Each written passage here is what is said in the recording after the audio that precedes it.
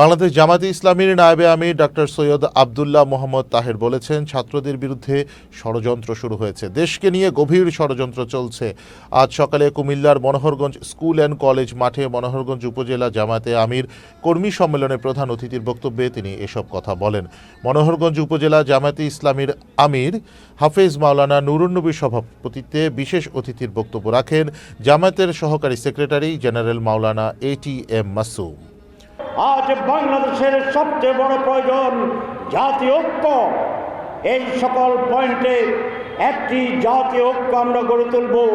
বিভেদ নয়, এক অন্যের বিরুদ্ধে বক্তৃতা নয়, এক অন্যের সমালোচনা নয়, আজ প্রয়োজন জাতীয় ঐক্য।